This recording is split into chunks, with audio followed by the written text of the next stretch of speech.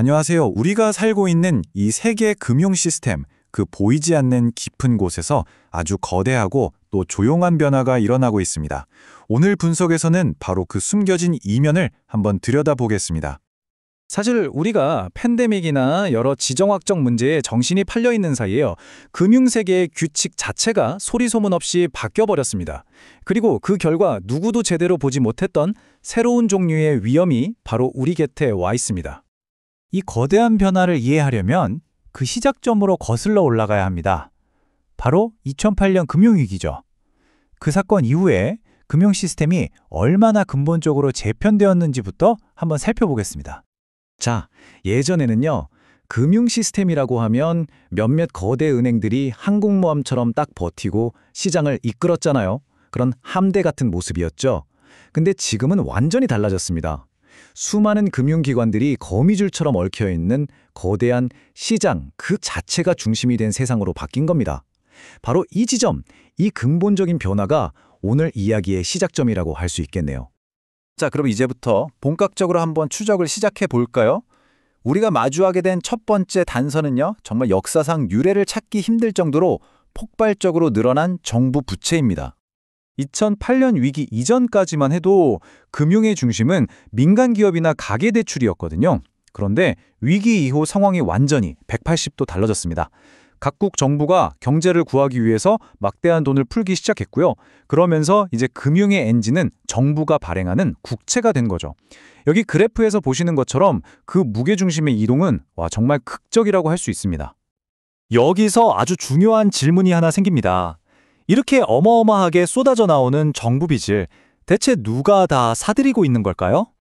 놀랍게도 그 주인공은 우리가 흔히 떠올리는 그런 은행들이 아닙니다. 바로 우리의 노후를 책임지는 연기금, 또 우리가 가입한 보험사, 펀드를 굴리는 자산운용사 같은 비은행 금융기관들이에요. 이들이 바로 새로운 금융 생태계의 절대 강자로 떠오른 거죠. 이들의 성장은요, 그야말로 폭발적이었습니다. 이 그래프에 한번 보세요.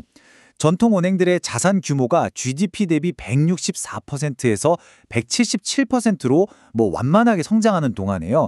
이 비은행 기관들은 167%에서 224%로 거의 수직 상승했습니다. 이제는 덩치면에서 은행을 완전히 압도하게 된 겁니다. 금융의 힘이 어디로 갔는지 정말 명확하게 보여주는 대목이죠. 자, 이제 다음 퍼즐 조각으로 넘어가 보겠습니다. 이 새로운 거인들이 어떻게 국경을 넘나들면서 회통할 수 있는 걸까요? 그들을 이어주는 눈에는 잘 보이지 않지만 아주 강력한 연결고리는 과연 뭘까요? 예를 들어서 한국의 연기금이 미국 국채를 사고 싶다고 한번 가정해보죠. 근데 달러 가치가 뚝 떨어지면 손해를 볼 수 있잖아요.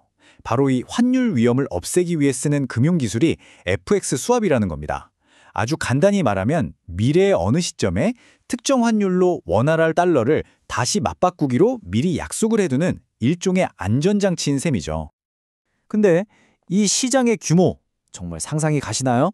무려 111조 달러입니다. 이게 어느 정도냐면요, 우리 돈으로 치면 14경 원이 넘습니다. 전 세계 모든 나라의 1년치 GDP를 다 합친 것보다도 더 큰 돈이라는 거죠. 네, 바로 그 어마어마한 돈이 이 FX 스왑 시장에서 매일같이 움직이고 있다는 겁니다. 그리고 이 시장의 성장을 이끄는 힘 역시 바로 앞에서 말씀드렸던 비은행 기관들입니다. 이들은 조금이라도 더 높은 수익을 찾아서 전 세계의 국채 시장을 넘나들어야만 했고요. 그 결과 지난 10년 만에 이 시장에서 직접 거래하는 규모를 무려 3배나 키웠습니다. 이 시장의 특징을 딱 3가지로 요약할 수 있는데요. 첫째, 거래의 90%가 미국 달러로 이루어지고요. 둘째, 대부분이 1년 미만의 아주 짧은 단기 계약입니다. 그리고 셋째, 전 세계 자본을 연결하는 핵심 배관 역할을 하죠.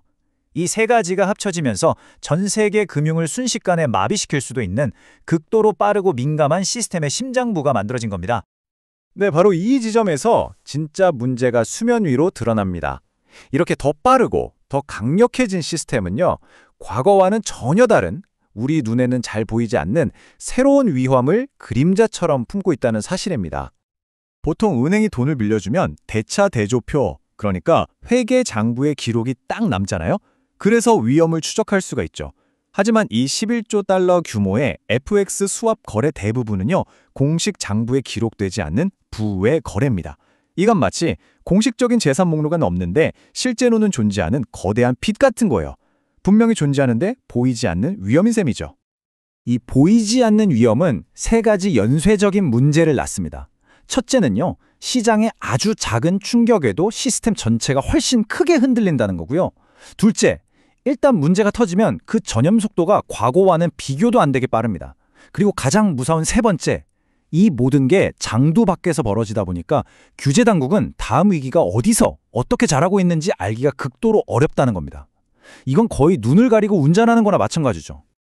그렇다면 이 모든 것들이 우리에게 말해주는 건 뭘까요? 이 거대한 그림자 금융 시스템 앞에서 우리는 과연 무엇을 해야 할까요? 이제 우리에게 남은 과제는 분명해 보입니다. 전 세계 규제 당국이 이 거대한 그림자에 빛을 비춰야만 합니다. 비은행 부문을 훨씬 더 철저히 들여다보고 또 갑작스러운 자본 이동에 대비할 수 있는 완충 장치를 만들고 무엇보다 중요한 건 여러 나라가 긴밀하게 힘을 합쳐서 이 보이지 않는 위험에 함께 맞서야 한다는 겁니다. 결국 우리는 더 빠르고 강력하지만 그만큼 훨씬 더 위험한 금융 시스템을 갖게 된 셈입니다. 지난 위기는 적어도 우리가 볼 수 있는 위험에서 왔습니다. 이제 진짜 질문은 이것입니다. 우리는 과연 보이지 않는 위험에 제대로 대비하고 있습니까?